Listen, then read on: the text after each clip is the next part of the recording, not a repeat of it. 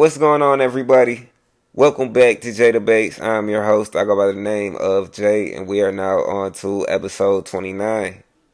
Whatever platform you're on, make sure you're showing love, like, comment, subscribe, follow, review, get notified, all that. Check out the official website of this podcast, jdebates.com. We sell quality merchandise on there with everything from shirts to hoodies to windbreakers to sweatshirts, etc. It's all available on the official site. If you missed episode 28, go back and check it out. It's titled, Is Bronny James an NBA level player? In that episode, we looked at the highs and lows Bronny has had before making it to the league in the 2024 NBA Draft. After inspecting his journey and doing a scouting report, a decision was made. Now, on to episode 29. For this episode, this will not be like the typical debate episode, but this will be what I call a ranking episode. And with that being said, we will rank the top 5 most improved teams thus far in the offseason. The NBA offseason, like every other one, was hectic and contained a lot of big changes, including 13-year pro veteran Klay Thompson leaving the Warriors and joining a new team for the first time in his career. The Knicks trading the arm and the leg to pick up Mikal Bridges. The Kings getting Demar Derozen. The Pelicans trading for Dejounte Murray. And of course, the 76ers signing Paul George. Now, this isn't even everything that's happened, but I think you get the point with these examples that a lot of things have happened in this offseason. A lot of big moves, trades, signings. I mean, just like any other offseason, just as hectic, just as crazy, just as all over the place. So we're going to look at each team that had a notable pickup, and we're going to rank these teams. We got to compare each team's most notable pickup and make a decision as far as what team improved the most. Therefore, let's get into it. At number 5, we have the Sacramento Kings and their pickup, Demar Derozen. I think this was one of the most slept on moves this summer for a Kings team that won 46 games last season, but still did not make the playoffs. They were the 3rd seed the year before last, despite winning just 2 more games. So, again, they didn't make the playoffs this year, winning 46 games. But they made the playoffs at the number 3 seed the season before last, winning 48 games. That's a 2-game difference. So, therefore, it's clear that the Kings are not a trash team, but they're rather an unlucky team that's competing in a stacked Western Conference. And if you know anything about the Kings, you know that they're always unlucky. Considering the fact they were nearly a 50-win team last year, and they just added a 24-point per game scorer in DeMar DeRozan who can assist and also rebound, I'm pretty sure they'll be in the playoffs this upcoming season. The only issue is what exactly do they need DeRozan for? Yes, he can score, rebound, and assist, but the Kings are top 10 in team points and in team assists, and they're nearly even top 10 in team rebounds at number 12. DeRozan's high scoring average is mainly the result of playing at a slow pace, posting up, and utilizing the mid-range via isolations. I also mentioned in episode 24 that he doesn't fit a lot of teams in terms of his play style, and the situation is seemingly no different with Sacramento. More importantly, the Kings lack the most as a team defensively, and DeMar DeRozan is a below-average defender. As I mentioned in episode 24, also, last season, DeMar DeRozan finished 20th worst in the league in defensive rating amongst guards. The Kings finished 22nd in defensive rating in the 2023 through 24 season, which is obviously horrible. The Kings didn't necessarily need more scoring and offense, but that's what they can expect with adding DeRozan. He's also on the older side for a star player at age 34. The Kings' core consists of players on the younger side, players like De'Aaron Fox, like Domantas Sabonis, and like Malik Monk, and also Keegan Murray. All these guys are at least 6 years younger than DeMar DeRozan. So that's something to consider and keep in mind. Now, it isn't necessarily a negative, but it is a clear age gap between him and the most important players on this team. And more importantly, DeRozan is presumably nearing the end of his career, and he's likely to be less productive in these upcoming years. The Kings gave up Harrison Barnes, Chris Duarte, hopefully I'm not butchering his name, and 2 second-round picks to get DeMar DeRozan for the next 3 years. This means he'll be playing for them till he's 37 years old. Not to mention his contract will cost them $74 million. So it definitely has its pros and its cons because he doesn't improve them in the areas, or rather the area they need the most help in, which is defense.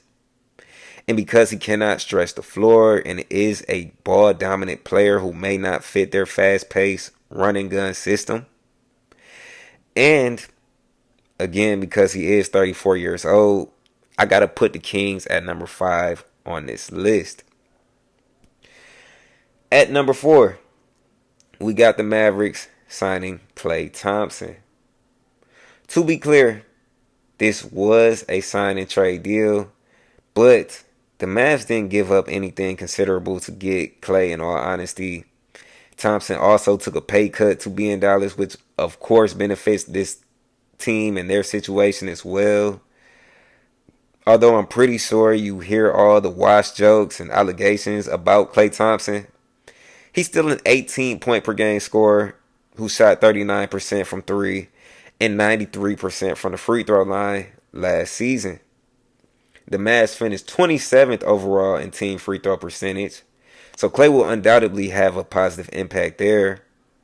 Also, one of Dallas's biggest issues last year was that they didn't have enough offensive depth on their team and were mostly a two-man show for the majority of the season until P.J. Washington was added to the roster. Before Washington joined the Mavs, Luka and Kyrie were the only players on the team averaging double-digit points. Yes, you heard that correctly. And after P.J. Washington came, he would be the only player outside of Luka and Kyrie to average double-digit points. Clearly, Thompson will add offensive depth with his shooting ability. His catch-and-shoot play style perfectly fits his new star teammate, Luka Doncic. His drive and kick play style. Klay is the best shooter Luka has ever had on his team. And Luka loves finding his shooters when he's driving to the basket. Adding a fitting player like Thompson to a Mavericks team that was in the NBA Finals just over a month ago certainly looks good. The only negatives here are that Klay can sometimes be a gunner who gets trigger happy off of screens and takes ill-advised shots at times. Not to mention, Klay is also 34. I mean, he's on the older side as well. So with a lot of these, I guess that's been a trend with this free agency. It's been a lot of the older guys. But these older guys, they're still putting in that work. I can't even lie. DeRozan, Klay, PG, etc. They're still putting in that work. And as far as him being a gunner, being trigger happy, I talked about this in episode 22, saying sometimes Thompson just couldn't see it wasn't his night, and he would try to force himself out of a shooting slump by shooting more and more. And excuse that motorcycle if you heard that in the background. I'm not sure.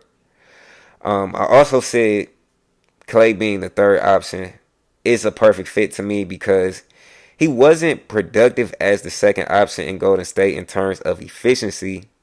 But now, with him playing with two other stars and less defensive focus on him, he's in a better position to thrive. Yes, he's 34. Yes, he had a bad year shooting from the field last season, but he is in the system. I think he'll fit, and I believe he'll fit into this system looking at his play style and the play style of his star guard, how both play styles complement one another. Again, Luka loves to drive and kick. Klay loves to catch and shoot. So that's very complimentary. So overall, not the best pick, or rather not the best pickup, but a good sensible pickup for sure, which is why it winds up at number 4 on this list. Coming in at number 3, we have the Pelicans and their trade to acquire Dejounte Murray. Dejounte Murray was traded from the Hawks to the Pelicans in exchange for Larry Nance Jr., Dyson Daniels, a 2025 first round pick swap, and a 2027 first round pick swap. Yeah, they gave up a lot of picks, but they didn't give up any of their core starting unit. Murray will be joining CJ McCollum, Brandon Ingram, and Zion Williamson. Some of you might disagree with them being at number 3 and think it's a bit too high. But did you just hear that lineup? The Pels were slept on last season and have been damn near every season that this young core has been together. Their constant injuries caused their talented roster to be overlooked. However, if they can stay healthy next season, the league is in trouble. Mark my words. Murray will bring his high-level playmaking, above-average defense, closing ability, and all-around game to the Pels. There aren't that many negatives in regards to his fit in New Orleans, other than him possibly utilizing the isolation a bit too much, which could throw off the offensive balance of his talented high-scoring teammates CJ, BI, and Zion. Overall, though, I feel like Murray will know his role, and given the amount of talent on his team, he may fully transition into a pure point guard and not look to be so aggressive in terms of scoring. Without a doubt, this was a really good pickup for the Pels. Second on this list are the Philadelphia 76ers with their signing of Paul George. PG was widely considered the best player available in free agency. He averaged 22.6 points, 3.5 rebounds, and 5 assists per game. 22.6 points, 3.5 assists, and 5 rebounds per game. He did this on 41% shooting from 3. Aside from his relatively older age, which we keep talking about, and yes, he is relatively older compared to most of his teammates in Philly, everything else, aside from that, signals George will be a great fit. He's a two-way wing player who can score when asked to, and he can shoot the 3-ball efficiently. The Sixers originally tried to have Tobias Harris play this role and complete these tasks in order to support Joel Embiid, but Harris just wasn't a fitting complementary player in Philadelphia. With George being a seasoned vet who has proved he can coexist with other stars, looking at his Thunder run with Russ, looking at his Clippers run with Kawhi, he, Tyrese Maxey, and Joel Embiid may finally have what it takes to get Philly deep into the playoffs. I said in episode 17 that with the Sixers adding George, as long as Joel Embiid and everyone else that's important stays healthy, they are without a doubt contenders and maybe even a favorite for the NBA championship. That pretty much sums up how valuable this offseason move was for Philadelphia in my eyes. Now, the most improved team this offseason is the New York Knicks. In one of the most undeclinable offers ever, the Knicks would trade their neighboring team, the Brooklyn Nets, for unprotected first-round picks, a protected first round pick, an unprotected pick swap, a second round pick, and forward Bojan Bogdanovic in exchange for Mikal Bridges. If you listen to episode 18, you recall me saying that the Knicks lost this trade because of the insane amount of picks they gave up. But at the end of the day, this team still improved the most following free agency because they added a near 20 point per game scorer who can defend multiple positions at a high level to their already super stacked team. Similar to the Sixers, the Knicks are now legitimate contenders if they weren't already before. And while the talent they gained with Bridges is good enough for their situation, another fact I mentioned in episode 18 is that the Knicks added a player who already has chemistry with some of the most important players on this team. Jalen Brunson, Dante DiVincenzo, and Josh Hart all played with Mikal Bridges back in college on their Villanova Wildcat team. Considering they won a championship together, I say Bridges has pretty good chemistry with them from this experience. I mean, I would think so.